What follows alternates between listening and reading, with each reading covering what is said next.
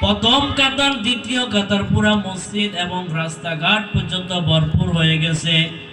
তখন ওসমান হারুনি নামাজ শেষ করে বললেন, আমি গতকালকে এশার নামাজে আমার পিছনে কে কে পড়ছে গতকালকে? প্রথম কাতার, দ্বিতীয় কাতার সবাই এসে হাজির। আমরা পড়ছি। সবাই হাত তোলা দিতেছে। একজন লোক, তিনি মাথা নিচের দিকে তাকিয়ে আছে। তখন ওসমান হারুনি জিজ্ঞাসা করলেন, এই ব্যক্তিটাকে মাথা নিচের দিকে দিয়ে বসে আছে। তখন লোকটাকে দাঁড় করালেন, বললেন, এই কাজটা কে করেছে? সবাই হাত তুলেছে, তুমি হাত তুলো নাই। আমি বলছি, যারা আমার পিছনে ফজর নামাজ পড়বে তারা জান্নাতে চলে যাবে, আর যারা আমার এই গোপন কথা মানুষকে বলবে তারা জাহান্নামে চলে যাবে। তখন ওসমান হারুনি ওই লোকটাকে জিজ্ঞাসা করলেন, এই কাজটা কে করেছে? আমি তো বলছি, যারা আমার এই কথা আমার সাথে ফজরের নামাজ পড়বে তারা জান্নাতে যাবে, আর যারা এই কথা মানুষকে বলবে তারা দোজখে যাবে। তাহলে তুমি কি আমার সাথে মানুষ জান্নাতে যাবে এই কথা মানছো, আর যারা দোজখে যাবে এই কথাকে তুমি মানো নাই?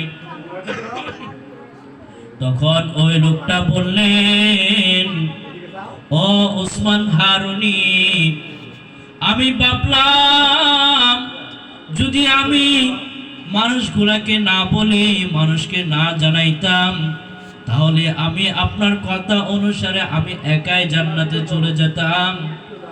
আর যদি আমি মানুষকে জানাইলাম, আমি ওসমান হারুনি আপনার গোপন কথা পাশ করার কারণে আমি যদি একজন মানুষ জাহান্নামে যায় আর শত শত মানুষ ওসমান হারুনের সাথে জান্নাতে চলে যাবে। জোরে জোরে বলেন সুবহানাল্লাহ।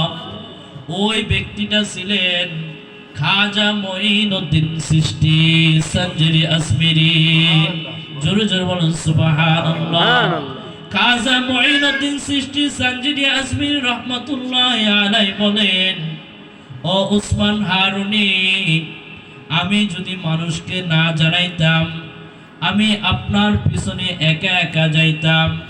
এখন আপনার মানুষকে জানানোর কারণে অসংখ্য মানুষ আপনার সাথে জান্নাতে চলে যাবে, অসংখ্য মানুষ আপনার সাথে জান্নাতে চলে যাবে। আর আমি যদি একজন দোজখে যাই, সেটা আমি দোজখ বরণ করে নিতে রাজি আছি,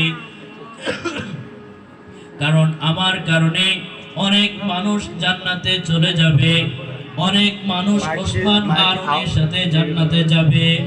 তখন ওসমান হারুনি বললেন, আমার আর বুঝতে বাকি নাই, আমি শুধু এটাই চেক করার জন্য গতকাল এশার নামাজের পরে এই ঘোষণা দিয়েছিলাম যে কোন ব্যক্তি জান্নাতের আশায় আল্লাহ তাআলার ইবাদত করে, আর কোন ব্যক্তি আল্লাহকে পাওয়ার আশায় ইবাদত করে। সবাই জান্নাতের আশায় ইবাদত করে, আর তুমি মঈনুদ্দিন চিশতি আল্লাহকে পাওয়ার আশায় ইবাদত করো। আমার কাছে যে বুজুর্গদের আমানত, আমার কাছে যে বড় বুজুর্গদের আমানত, আমি এতদিন লোক খুঁজতেছি, এই আমানত আমি কাকে দিব, এই খেলাফত আমি কাকে দিব। তখন আজকে আমি তোমাকে পেয়ে গেছি। আজকে মজলিসের মধ্যে আমি বলতে চাই, আজকে আমার যে আমানত, আমি তোমাকে খলিফা হিসেবে নিযুক্ত করে দিলাম। জোরে জোরে বলুন সুবহানাল্লাহ। তখন খাজা মঈনুদ্দিন চিশতি সঞ্জরি আজমিরি ওসমানে হারুনি থেকে খেলাফত প্রাপ্ত হন। ওসমান হারুনি হচ্ছে খাজা মঈনুদ্দিন চিশতি সঞ্জরি আজমির রাহমাতুল্লাহ আলাইহির পীর।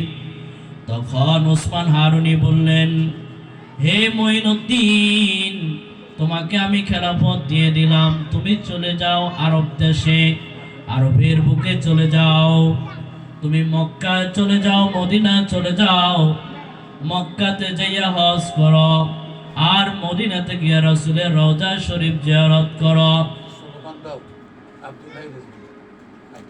নারায়ে তাকবীর, আল্লাহু আকবার, নারায়ে রিসালাত, ইয়া রাসূলুল্লাহ। আব্দুল্লাহ রেজভী হুজুরের আগমন, শুভেচ্ছার স্বাগতম, শুভেচ্ছার স্বাগতম।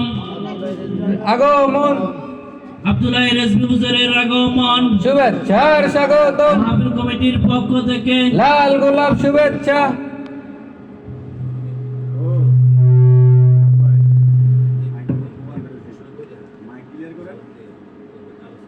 আমার অসমাপ্ত আলোচনা এখানে শেষ করলাম। আসসালামু আলাইকুম রহমতুল্লাহ বারাকাতুহ। ওয়ালাইকুম আসসালাম। এই মুহূর্তে আপনাদের সামনে মহাগ্রন্থ আল কোরআন থেকে এবং অলি আউলিয়াদের শানে নসিহত পেশ করবেন হযরত মাওলানা আব্দুল হাই রেজভী সাহেব। হুজুরের মহামূল্যবান তাকরীর পেশ করার জন্য বিশেষভাবে অনুরোধ করা হলো।